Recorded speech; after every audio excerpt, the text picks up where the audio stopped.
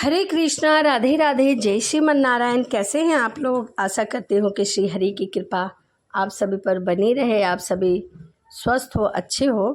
इसी कामना के साथ आज हम जानेंगे चतुर्मास की कहानी। आइए सबसे पहले ये जानते हैं कि चतुर्मास क्या होता है। देवशयनी एकादशी से लेकर देव उठनी एकादशी तक का जो माह होता है उसे चतुर्मास कहते हैं। इन 4 महीनों में भगवान विष्णु जो है वह योग निद्रा में रहते हैं और पाताल लोक में जाकर विश्राम करते हैं, क्योंकि भगवान विष्णु ने राजा बलि को यह वरदान दिया था कि वह उनके लोक में रहेंगे। इसीलिए भगवान विष्णु जो हैं वह 4 महीने यानी कि चतुर्मास में पाताल लोक में निवास करते हैं। इस बार 17 जुलाई को देवशयनी एकादशी है। 17 जुलाई से लेकर 12 नवंबर को देव उठनी एकादशी है। 12 नवंबर को देव को उठाया जाएगा और देवशयनी एकादशी के दिन भगवान विष्णु को यानी कि देव को सुलाया जाएगा। तो इसीलिए इन 4 महीनों को हम चतुर्मास कहते हैं और इन 4 महीनों में हमारा कोई भी शुभ कार्य नहीं किया जा सकता। जैसे विवाह, मुंडन, गृह प्रवेश, कहते हैं कि जो हमारे देव है वह सो गए हैं, इसीलिए इन 4 महीनों में हमें कोई भी शुभ कार्य नहीं करना चाहिए। आइए अब हम चतुर्मास की कहानी जानते हैं कि क्यों चतुर्मास जो है वह 4 महीने भगवान विष्णु जो है वह क्यों योग निद्रा में सोते हैं। तो आइए जानते हैं।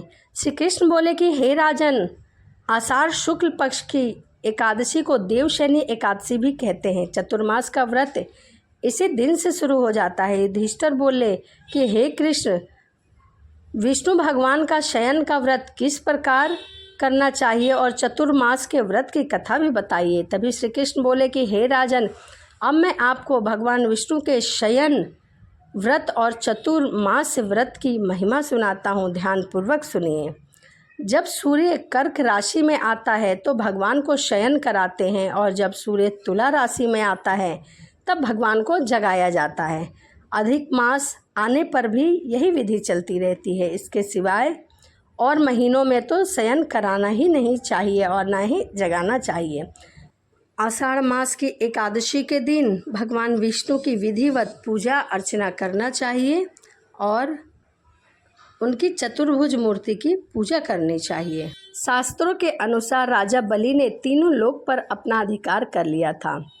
राजा बलि के अधिकार करने के कारण इंद्रदेव बहुत घबरा गए थे और वह घबराकर देवताओं के पास पहुँचे। जब भगवान विष्णु से उन्होंने सहायता मांगी तभी श्री हरि ने वामन का अवतार लिया और राजा बलि से दान मांगने के लिए चले गए।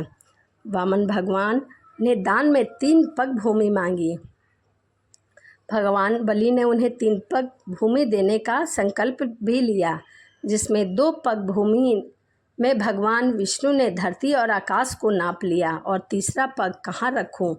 तभी राजा बलि ने कहा कि तीसरा पग आप मेरे सर पर रख दीजिए। इस प्रकार वामन भगवान ने तीसरा पग जो था वो राजा बलि के सर पर रखा। इस तरह बलि से तीनों लोकों को मुक्त करके श्री नारायण ने देवराज इंद्र का भय दूर कर दिया।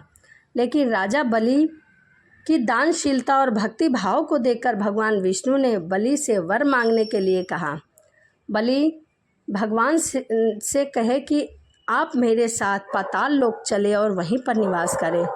भगवान विष्णु ने उनके वर को पूर्ण कर दिया, क्योंकि भगवान कभी भी किसी भक्त को निराश नहीं करते और भगवान विष्णु उनके साथ पाताल लोक चले गए। जैसे ही भगवान विष्णु उनके साथ पाताल लोक गए, यहाँ सभी देवता गण और माँ लक्ष्मी बहुत ही चिंतित हो गई कि अब हरि के बिना मैं क्या करूँगी और श्री हरि का कार्य कौन संभालेगा। सभी देवताएं बहुत चिंतित हुए। तभी माता लक्ष्मी को एक सुझाव सूझा।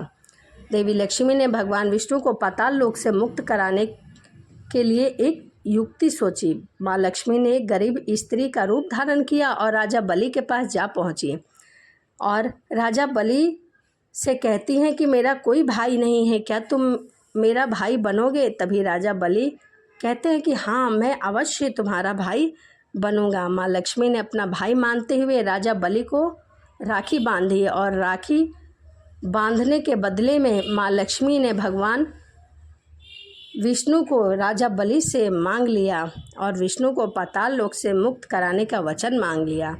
भगवान विष्णु अपने भक्त को निराश कभी नहीं करते, इसीलिए भगवान विष्णु ने राजा बलि को यह वरदान दिया कि वह आषाढ़ शुक्ल एकादशी से कार्तिक शुक्ल एकादशी तक पाताल लोक में निवास करेंगे।